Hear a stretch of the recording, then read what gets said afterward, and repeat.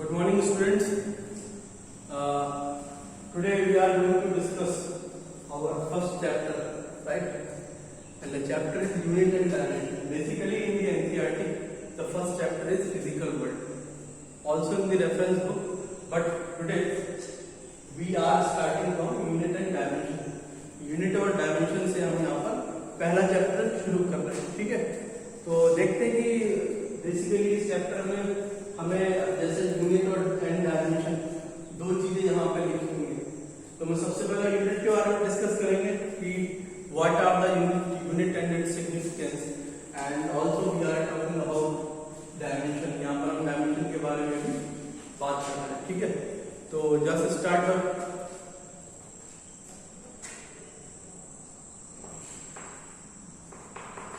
सबसे पहले बात करेंगे यूनिट की। बेसिकली व्हाट इज यूनिट, क्या होता है यूनिट, क्यों हमको इसको फिजिक्स में पढ़ने की जरूरत पड़ती है? तो यूनिट बेसिकली एक सिस्टम ऑफ एक्सप्रेशन या सिस्टम ऑफ मेजरमेंट हम कह सकते हैं कि किसी भी चीज को मेजर करने के लिए एक स्टैंडर्ड, एक तरीका, एक वे होना चाहिए उसको रिप्रेजेंट करने का, ठीक है? जिसको हम यूनिट का नाम दे रहे हैं यहाँ पर। अब जैसे फॉर एग्जाम्पल मैं अगर इस डस्टर की बात करूंगा फॉर एग्जाम्पल, तो ये डस्टर में ये इसकी जो लेंथ है, लंबाई जो है इसकी, ठीक है? ये लंबाई को भाई एक बेहतर पैरामीटर लंबाई का क्या होता है, मीटर हो सकता है, ठीक है? अलग अलग लेवल पर इसके अलग अलग मेजरमेंट हो सकते हैं। बहुत बड़ी लंबाई है तो ये किलोमीटर या काफी हेक्टोमीटर ऐसे करके हम लोग वेरी कर सकते हैं। छोटे लेवल पर है तो मीटर, और छोटे लेवल पर है तो सेंटीमीटर, और छोटे लेवल पर है तो मिलीमीटर, या फिर माइक्रो लेवल पर है तो ये एंगस्ट्रॉम में एक्सप्रेस कर दी जाती है। तो बेसिकली यूनिट को डिफाइन करने से पहले हम बात करेंगे फिजिकल क्वांटिटीज के बारे में, ठीक है? फिजिकल क्वांटिटीज क्या होती है? तो फिजिकल क्वांटिटीज जो है वो आप लोग जानते ही होंगे भाई।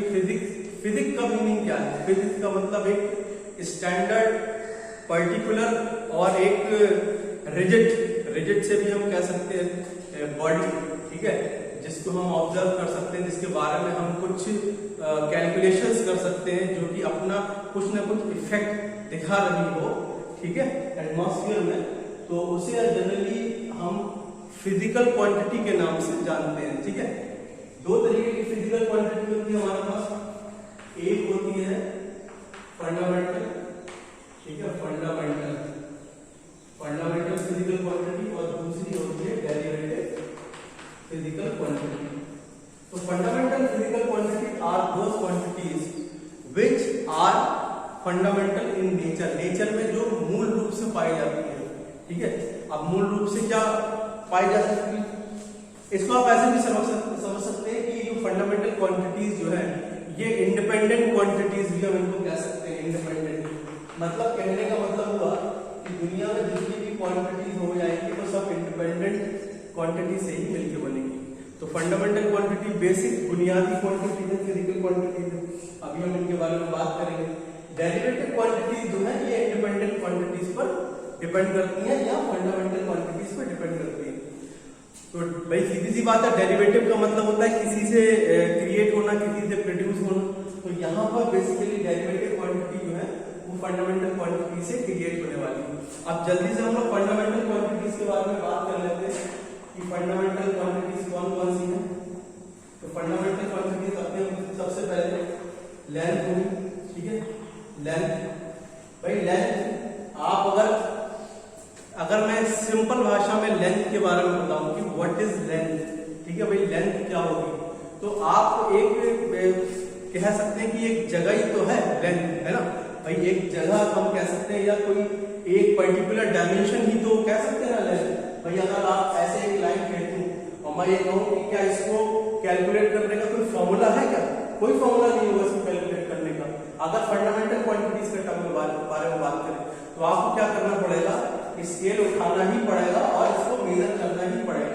कोई फॉर्मूला नहीं है कि आप लेंथ को इंडिपेंडेंटली जो है कैलकुलेट कर सके। अगर अलग अलग टर्म्स दे रखे हैं, जैसे सपोज दैट स्पीड दे रखा है या टाइम दे रखा है या और कुछ दे रखा है, मतलब तो वहां से हम लेंथ निकाल सकते हैं, तो वो दो चीजों के रेशियो या उनका मल्टीप्लीकेशन के टर्म्स में बात हो जाती है। लेकिन यहाँ पर अगर सिंपल हम बात करें, भैया अगर मैं बात करूँ कि डस्टर की लेंथ कितनी होगी, तो आप सीधे सीधे क्या करेंगे, मेजरमेंट करेंगे, स्केल उठाएंगे और बताएंगे कि भाई ये कितनी लेंथ जो है इसकी पॉसिबल होगी। सो सबसे पहले क्वांटिटी जो फंडामेंटल क्वांटिटी होगी वो लेंथ होगी, ठीक है। इसका यूनिट जो यहाँ पे मैं लिख देता हूँ ऐसा यूनिट, लेंथ का जो ऐसा यूनिट है वो हमारा मीटर है, और मास इसका हमारा किलोग्राम में है। टेम्परेचर है यहाँ पे,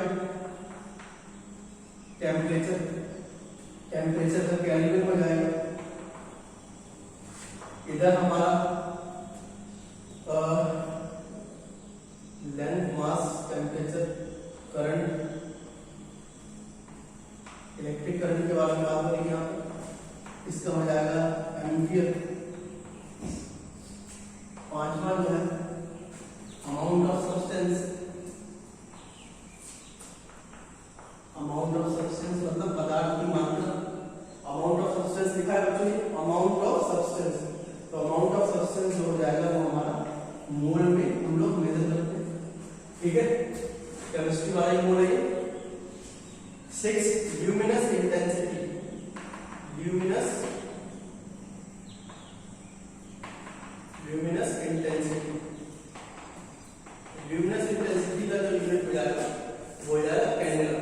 जी हाँ, कैंडेला, ठीक है, कैंडेला, LA का लास्ट में, तो ल्यूमिनस इंटेंसिटी का।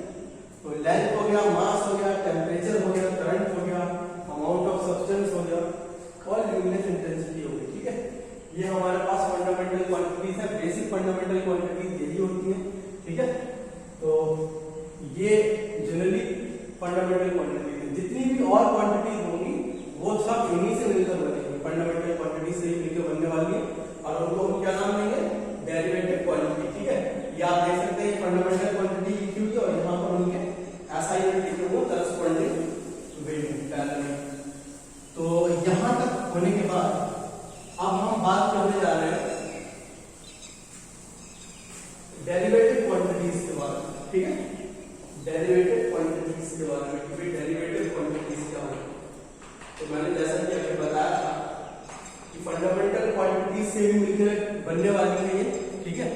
तो डेरिवेटिव का मतलब किसी भी चीज से क्रिएट होना, और यहाँ पर तो मीन साफ साफ पता चल रहा है कि डेरिवेटिव लिखा हुआ है, तो ये सीधी सी बात है फंडामेंटल क्वांटिटी से ही मिलकर बनेगी। चलिए देख लेते हैं क्या क्या डेरिवेटिव क्वांटिटी हो सकती है। भाई सीधे से अगर हम बात करें सबसे पहले स्पीड की मैं बात करूँ, तो स्पीड का फॉर्मूला हम क्या लिखते हैं बच्चों, कि किसी समय में जो चली गई डिस्टेंस है उसको हम स्पीड बोलते हैं, ठीक है। तो यहाँ पर डिस्टेंस जिसे हम लेंथ के नाम से जानते हैं वो एक फंडामेंटल क्वांटिटी, जो टाइम था हमारा, ठीक है। टाइम वहां पर है शायद 6 क्वांटिटी लिखी थी मैंने, तो फंडामेंटल मैंने 6 क्वांटिटी लिखी थी शायद, तो सातवीं जो फंडामेंटल क्वांटिटी जो है वो आप टाइम लिखते हैं। फंडामेंटल में यहाँ पर लिख देता हूँ, दोबारा से मिस हो गया था वहां पे। 7 नंबर पे जो हमारी क्वांटिटी होगी टाइम, और इसका यूनिट जो होगा वो सेकंड होगा, ठीक है। तो यहाँ पर डिस्टेंस और टाइम ये दोनों फंडामेंटल है। ये किसको जन्म दे रहे हैं, स्पीड को जन्म दे रहे हैं, ठीक है, स्पीड क्रिएट कर रहे हैं। तो स्पीड जो है वो हमारी कैसी क्वांटिटी होगी, डेरिवेटिव क्वांटिटी। दो फंडामेंटल क्वांटिटी की वजह से एक नई प्रकार की, ठीक है, नई तरीके की क्वांटिटी क्रिएट हुई जिसको हमने बोला स्पीड, और इसका यूनिट कितना है, मीटर पर सेकेंड। तो ये डेरिवेटिव क्वांटिटी हो गई। इसी तरीके से बच्चों यहाँ पर एक नेक्स्ट क्वांटिटी हम लोग लिखने जा रहे हैं, फोर्स के बारे में अगर हम बात करते हैं। फोर्स आप लोगों ने पहले पढ़ा रखा होगा, मास इनटू एक्सेलरेशन होगा, ठीक है। एक्सेलरेशन, अभी मैं एक्सेलरेशन क्या होता है ये भी बताऊंगा बच्चों। तो फोर्स की अगर हम बात करें तो मास तो हमारी फंडामेंटल है, ठीक है।